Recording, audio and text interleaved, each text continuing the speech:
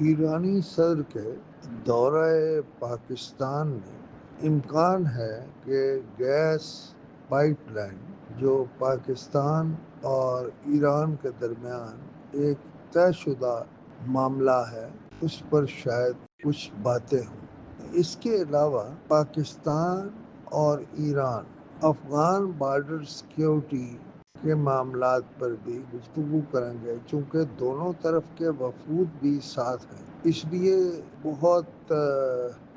وسیع سطح کے مذاکرات ہو سکتے ہیں، مثلا دفاعی مشقیں یا ٹریننگ جو دونوں کے درمیان مشترکہ معاملات ہو سکتے ہیں۔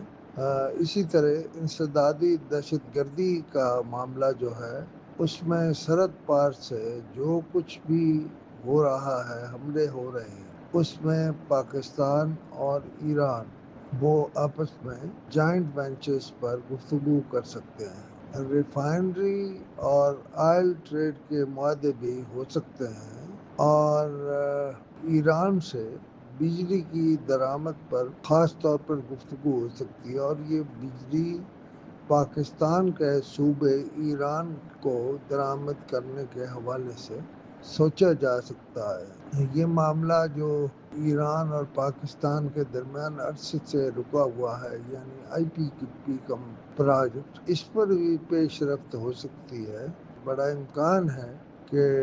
پاکستان اور ایران کے درمیان توانائی، خاص طور پر تیل کے معاملات میں بھی گفتگو ہو۔ دفاعی یا حساس ٹیکنالوجی کے معاملات پر بھی گفتگو ہو سکتی ہے۔ چابہار اور گوادر میں دونوں کے تعاون کے بارے میں بھی سوچا جا سکتا ہے، لیکن اس پر امریکہ کو بہت اعتراض ہوگا، اور امریکہ کی ایران پر پابندیوں کے حوالے سے اگر ہم تیل کا کوئی معاہدہ کریں گے تو اس پر امریکہ کو بہت اعتراض ہو سکتا ہے، اور OIC میں بھی ہمارا کردار بہت حوالوں سے ہمیں سوچنا ہوگا کہ ہم افغانستان سے ہونے والی دہشت گردی پر ایران اور افغانستان اور پاکستان تینوں مل کر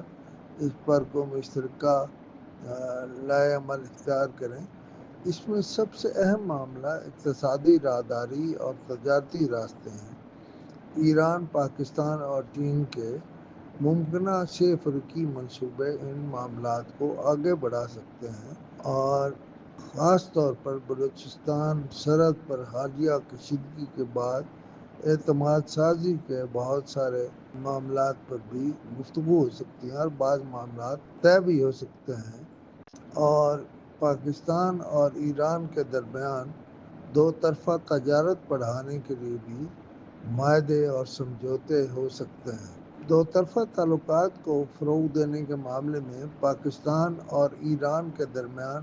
سفارتی، اقتصادی اور دفاعی تعلقات کو بھی مضبوط کرنے کے معاہدے بھی ہو سکتے ہیں، اور بات آگے بھی بڑھ سکتی ہے۔ اس لیے ہر حوالے سے صدر ایران کا دورہ پاکستان بہت اہم ہے۔